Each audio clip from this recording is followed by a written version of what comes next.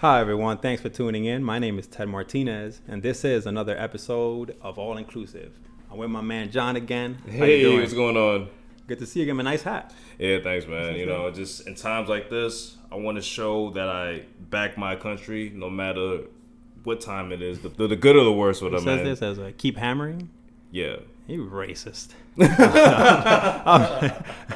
No, so let me just get into this real quick. So the purpose of creating these shows is to hopefully form some unity through objective truth.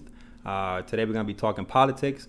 We're going to talk a little bit about BLM, Black Lives Matter, because last time we kind of touched the surface on it, but we didn't really get too deep into it like that. So today we're going to finish that off, and we're also going to talk about illegal immigration to see what is racist and what is not. Let's get right into it. So the media, right, as they put out sometimes sensationalized titles, do you think, especially after the shooting of Jacob Blake, I have here where CNN says first, Wisconsin police shoot a black man as his children watch from a vehicle, the attorney says.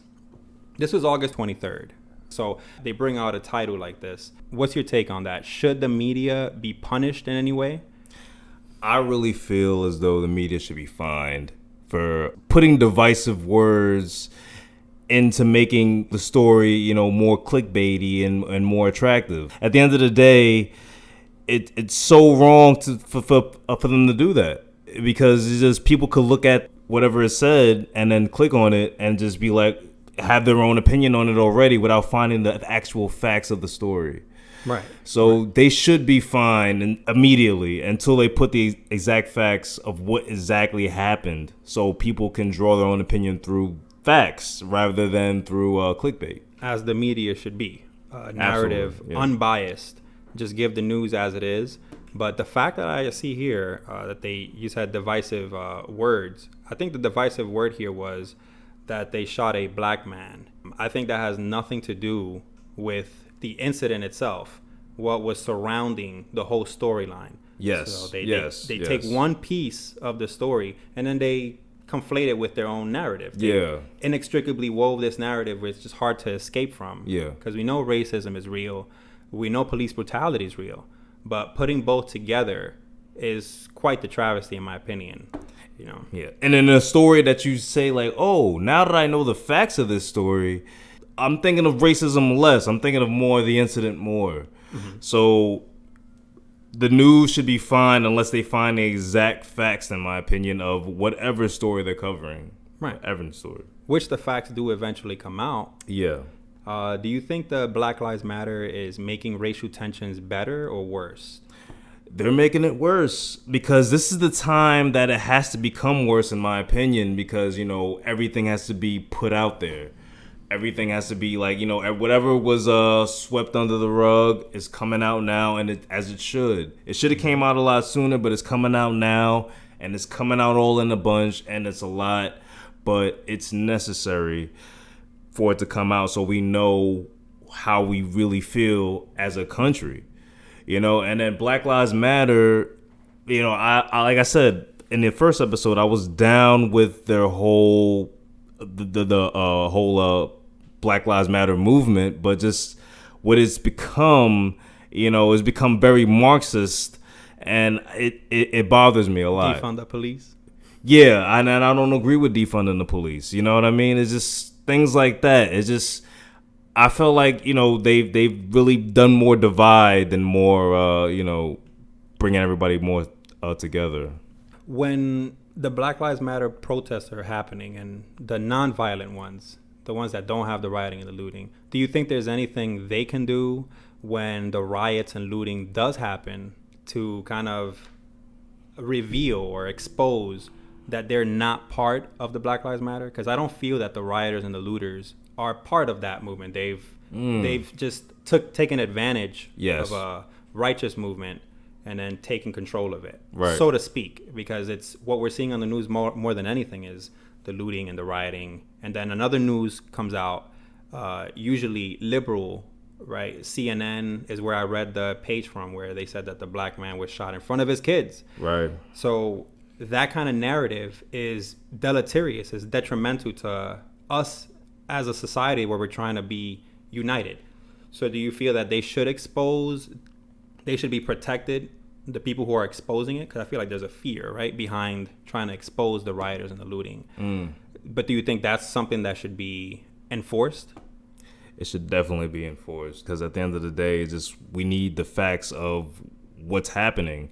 And you can't take a good protest that's been hijacked by a couple of own groups that have their own agenda and have taken it over. It's just everybody should be held accountable. And we do have that right to have a protest, or, not riot, but just have a protest and then just say how you feel. And I'm glad we have that.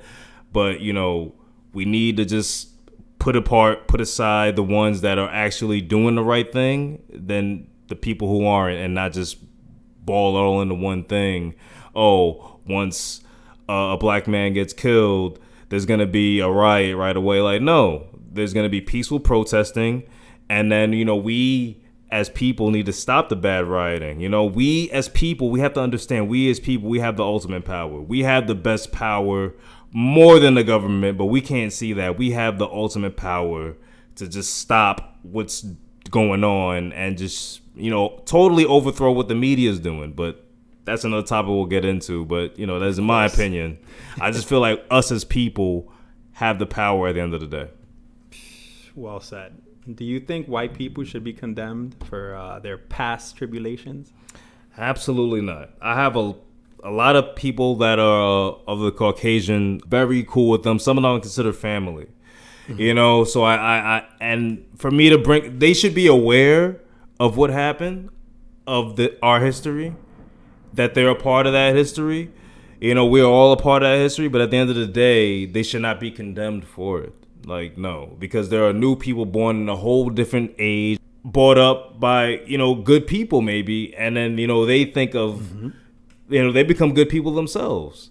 So why will they get condemned by, what happened in the history? They should know about it and be knowledgeable of it, but, it shouldn't be condemned for it. I don't think so, no. Right. This whole narrative of condemning, too, the elites, which usually are white, as they would proclaim, right, is even crippled into the NBA, the MLB, and all this. But I want to touch on the NBA real quick. Okay. Do you think that the NBA is entwined with Chinese politics? Yeah, so much so why they don't even talk about it. You know what I mean? Like, yeah, there's a lot of money. See, money, is the all rule all. China has so much of the NBA's money at the end of the day. They can't really, talk about it too much without becoming crippled by, like financially by China. So I think they do have a real strong hold on the NBA. Absolutely. Yeah. So maybe not a political entanglement, but maybe business comes before freedom. Absolutely. Especially in this case, definitely. Yeah. I think LeBron James is the best player out right now, but he did not only kneel, but he bowed down to China. When was it? With the protest in Hong Kong? They came and who was it? From the GM from the Rockets, Daryl Morey, right? He said freedom for Hong Kong. Yeah. Right. Yeah, he tweeted it. This was in the midst of the 2019 Hong Kong extradition bill, which was the Fugitive Offenders and Mutual Legal Assistance in Criminal Matters legislation. That's a long name, but it basically just meant that you can go and get a person who's been accused by the government of China, the authoritarian government, would go and get their fugitive from Hong Kong, which they don't have jurisdiction of. So this reminds me of the Fugitive Slave Act that was signed by George Washington in 1793, right, where the slave owners would go and be able to retrieve their property from the free states. Right. So if you don't have jurisdiction in another state, and here we're talking about another country, so if they don't have a right to do that, who are we to say that somebody's been misinformed? That's what LeBron James said about Daryl Morey, that he was just misinformed. Right. So now we tie back into this BLM, right? Black Lives Matter. We have the shooting of Jacob Blake, right? I think they were shot at 7 times. He was hit 4 times. Fortunately, he's alive, but unfortunately, he's paralyzed. Yeah. right? Yeah. I think from the waist down. From the waist down, yes. They asked LeBron James about this, and he had this to say. I know people get tired of hearing me say it, but we are scared as Black people in America. Black men, Black women, Black kids, we are terrified because you don't know. You have no idea. You have no idea how that cop that day left the house. You don't know if he woke up on the good side of the bed. You don't know if he woke up on the wrong side of the bed. You don't know if he had an argument at home with a significant other. You know, if one of his kids said something crazy to him and he left the house steaming. Or maybe he just left the house saying that today is going to be the end for one of these Black people. That's what it feels like. Seeing that message, do you agree that you or others like yourself are scared of police? The level of caution has definitely risen, but In what way? In terms of if you're gonna encounter an altercation with a cop, or if you're around a cop, your level. If you were on a 5, you see them, you might be on about an 8. But to say that we should be terrified is a little extreme. I'm a Black man myself, 31 years old. I don't feel terrified when I see the police. I don't have a feeling of being terrified when I see them. I have a higher level of caution because I don't know. The unknown is more unknown if I guess you're a minority dealing with the law enforcement, which needs to get cleaned up. But, I'm not terrified because I know I carry myself to a certain matter where, I won't have to worry to the extent of feeling like I have to be terrified of anything. Right. At this point, I'm in America. America is still, as bad as things look, it's still a good country, and it's still the land of opportunity, and we still gotta see that as grim and as bad as things may seem right now. Mm-hmm. You touched a little bit on the caution level that is raised. You said from a 5 to an 8. Maybe you're trying to play a little middle ground here, but can you explain a little more about the caution level? Why would it be raised from a 5 to an 8? And what you see through the media, that's all we can go by, right? It's just like what the media portrays and shows us. At the end of the day, we can only go by that. Yeah. So because of them, my level is 5 from an 8. The media and the narratives that they put out there. Absolutely. So I think we touched on BLM. It's not going anywhere, yeah. Not at all. Not anytime soon, which is a good thing. The rioting and the looting is not. So it's not. No. Hopefully that stops one day. But let's get into the next topic now. Do you think that immigration laws are racist? It's strong, but it's just from what I've seen. The outcomes, all I can go by is the actual outcomes of the laws that have been put in place. Mm-hmm. And how people of immigration have been treated and how hard it is to become an American citizen and the things you have to know. It's a little far-fetched. I mean, racist is strong. I don't want to say it's just really far-fetched in terms of what you have to do to become an American. And people that incorporated and made those laws should know that the person is an American, so they shouldn't make it that difficult for them to become one. What do you mean, though? Like, the basis of coming in as an immigrant legally, there's a merit system. You're saying it's far-fetched, the merit system? The merit system they have in place is ridiculous. They should just check your background from the country you came from, give you a small interview of highly qualified people who can interview, mm-hmm. and then see if, you can be in the country. You're just trying to come in here because, you want a slice of the American pie. You know what can happen if you come in here, and then you can prosper and you can succeed here. So the fact that they make it that difficult, I don't want to call it racist. Just it's unfair. It's unfair. Racist is strong, and that's a hateful word. I don't want to say that because this is the land of opportunity, but they made it difficult. They made it more difficult than they should have. Right. When I looked up the hardest countries to get a visa in, most of them are in the Middle East. You got Pakistan. You got even China as one of the hardest countries to get in. I think most people want to come to this country because, like you said, they want a piece of the American pie. They're experiencing much worse from where they're coming from, and where they come from usually doesn't defend their rights. So coming into the country, the privilege is basically knowing your rights. So my father came here illegally, and he's now a citizen. Upon taking the citizenship test, I helped him out with it. I think it was 100 questions. They only ask you a certain number out of the 100. But the simple fact that when I looked at it, I was born here. I'm a citizen, but I didn't know most of the questions on there, which made me think exactly what you're saying, that the merit-based system is so far-fetched that it's almost impossible for somebody to do. But looking at the questions and seeing what they stand for, knowing a little bit of American values is kind of not succumbing to, but taking charge of the privileges that are given to us in this country. So I just think that whoever invented the system this way wants to make sure that whoever's coming into the country has good intentions. And the only way to know that the intentions are good is whether they know somewhat about the laws and legislations and regulations that exist in this country. Right. Not everything, really, right? 100 questions compared to what the law really extends to is a lot.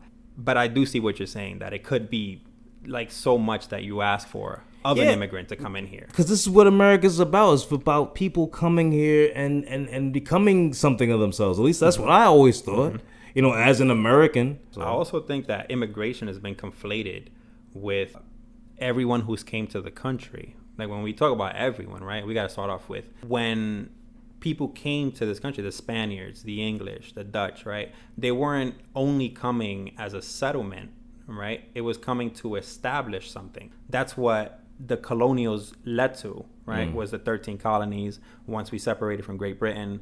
And then we had James Monroe. It was December 2nd of 1823, where he made the Monroe Doctrine. So the country was not made of immigrants, which I think is a narrative that the left tries to say a lot. The country was made of colonialists, meaning people who were coming here to take charge, put their laws into effect. And after that happened, James Monroe knew that if people kept colonializing in America, Central South, doesn't matter, all of America, it would pose a problem, right, to the establishment. So they needed to make laws to stop colonialism, which was the first set that started right after that, immigration, right? So after colonialism, I guess, comes immigration, right? So the problem is legal or illegal is my thing.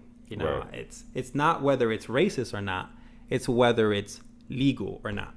And I feel like too many people are fighting against illegal immigration. But my whole point is, we were brought on the land of opportunity, bring everybody in, so why are we just trying to keep everybody out right now all of a sudden? Well, everybody it's a huge word.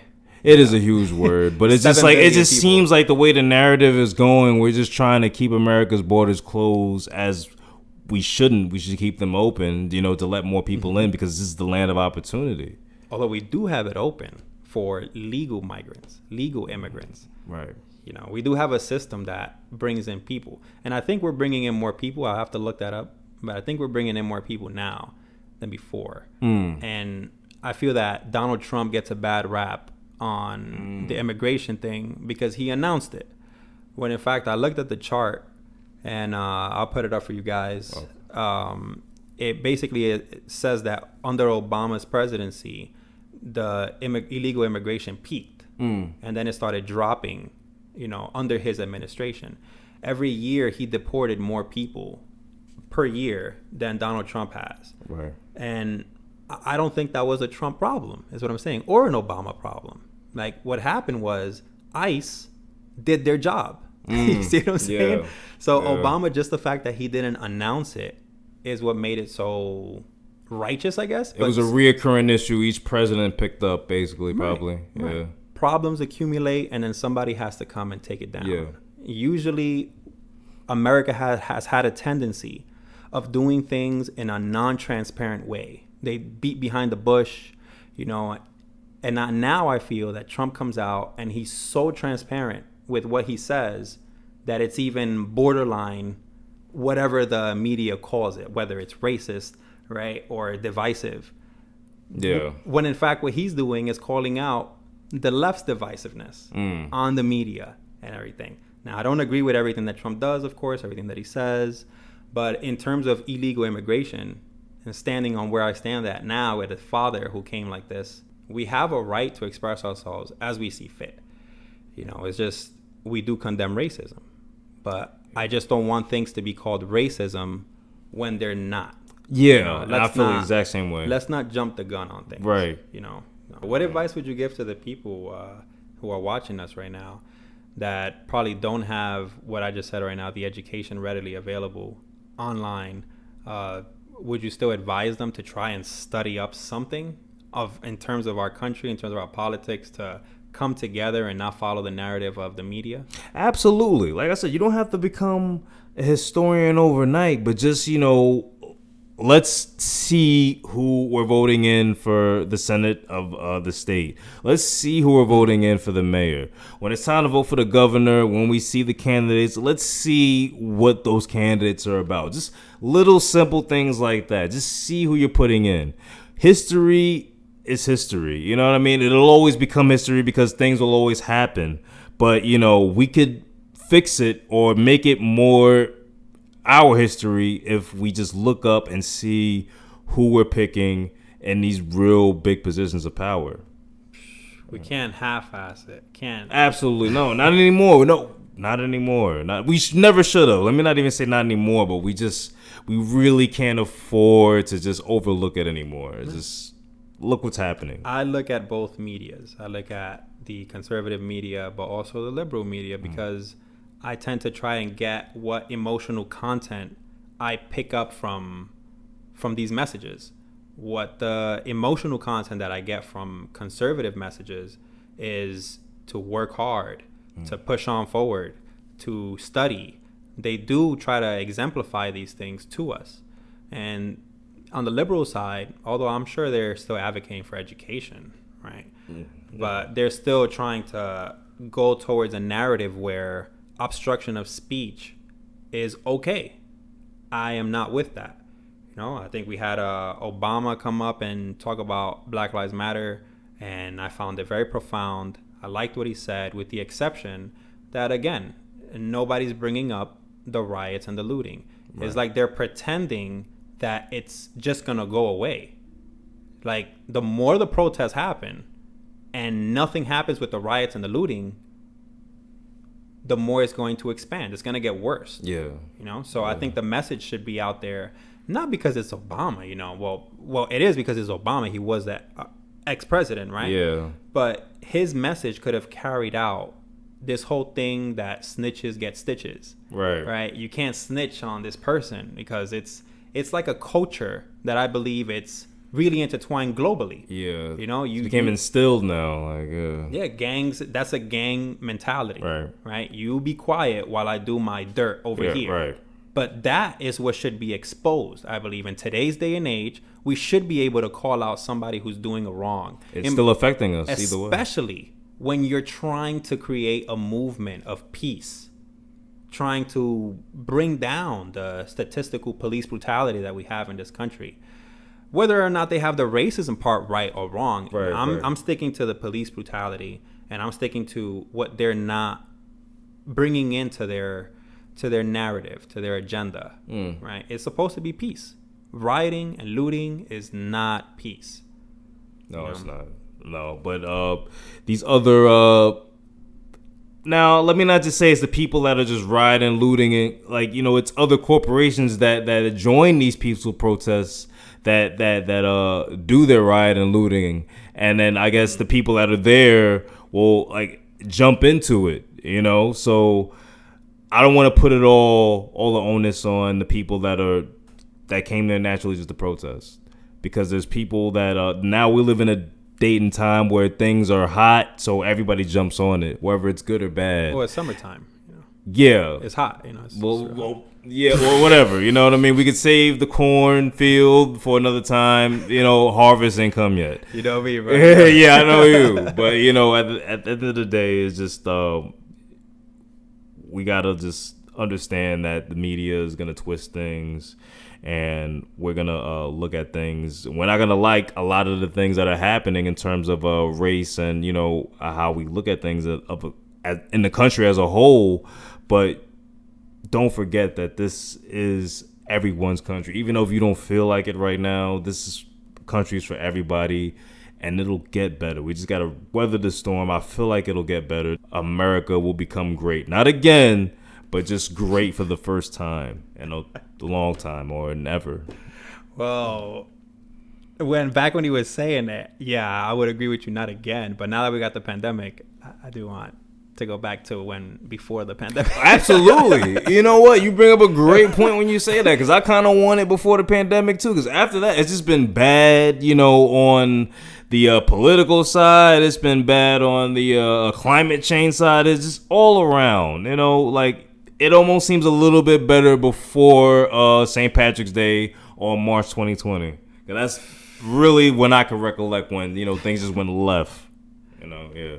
Hope you're again gonna be my guest, a frequent guest. I'm still trying to bribe you. You gotta keep coming back. I love this show. I love this outlet. This is like counseling for me. Hopefully it's counseling for people that are listening, because we need to have this talk. And if you're not on a podcast, you need to have this talk individually, because it's just becoming more apparent more than ever now. Yeah.